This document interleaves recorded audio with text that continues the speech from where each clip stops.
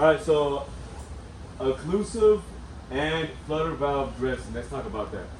First of all, occlusive is anything that is non-stick and airtight, watertight. All right. So, for example, this. If you're out somewhere and somebody needs a occlusive dressing, this by definition classifies as an occlusive dressing. It is non-stick, it's plastic, and it's watertight. I could put this over a gunshot and save that person's life. Does that make sense? So occlusive dressing, I want you to just think of plastic. Non-stick, watertight. It can hold water and it's non-stick. Okay, usually. So occlusive dressing.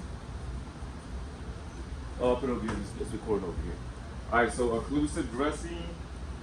I think you use this actually. Occlusive dressing, watertight.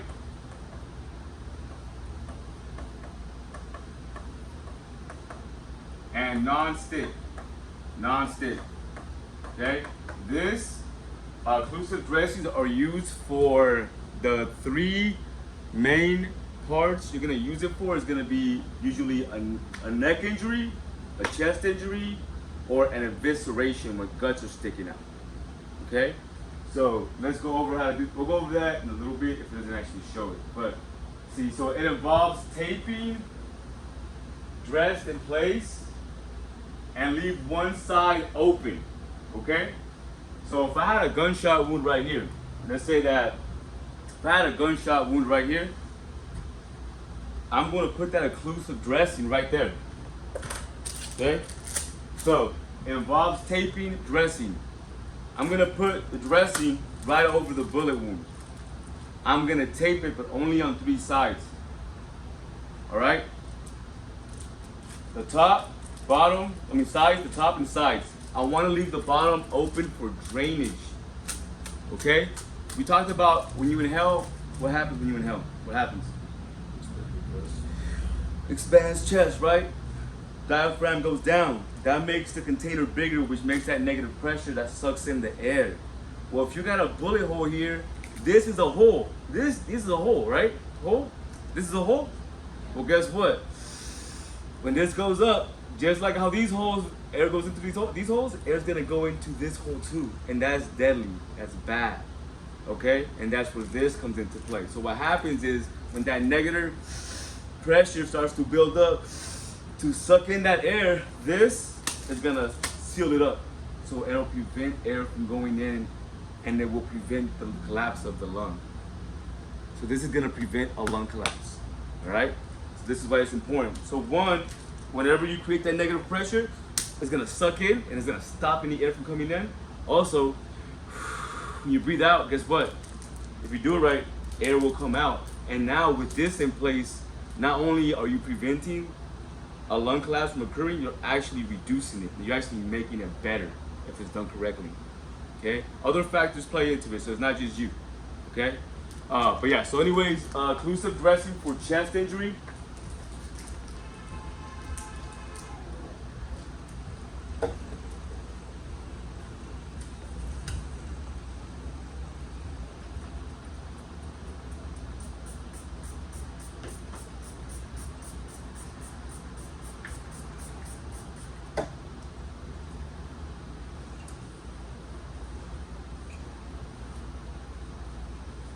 All right, so occlusive dressing, right?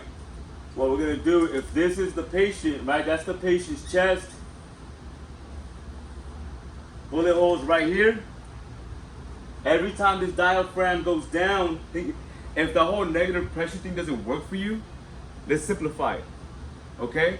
Just picture a diaphragm, that big old muscle that's right here that separates your thoracic cavity from your abdominal cavity. Picture that going down. And as it's going down, it's going to siphon air through your mouth and nose hole. Well, if you got a bullet hole in your chest, it's going to do the exact same thing. It's going to siphon air through that bullet hole, right? So air is not supposed to come in like this. Air is supposed to come in through here and go into the lungs, all right? So if we have air coming in from an outside source, what's going to happen is, we'll say this is the lung. all that air that is rushing in, we'll say the brown is the air, the dark brown. Coming in, bam. Now it's going around the lung. So now it's collapsing the lung. Okay, so over time, with every breath you take in, you're adding more air, and more air, and more air. Eventually, this patient is gonna go down to half the capacity because only one lung is working. Is that still making sense? Good. So when you put that occlusive dressing in place, when that air starts to go in, it's not gonna go in.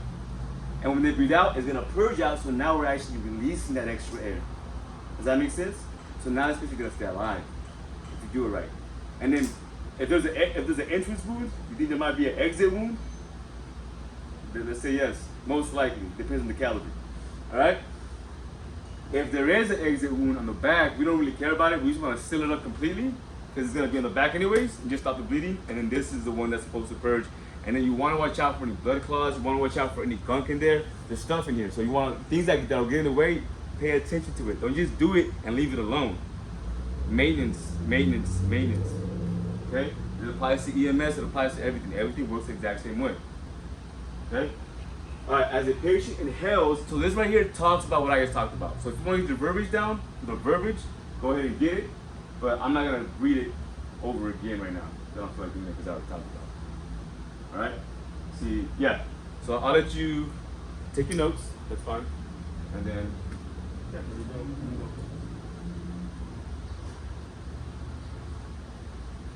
so what we'll do now, yeah, you know what? I actually want that muscle memory. Let's do that. This patient has a gunshot wound. We'll start with you and I'm gonna work this way. I want that muscle memory. So I'm gonna have you go ahead and put this on the patient, tape it on there, and then I just want you to go through the motion so in case your cousin gets shot one day, or whoever, you're like, oh cousin, I got you. Somebody else on top of me. Damn. I got you.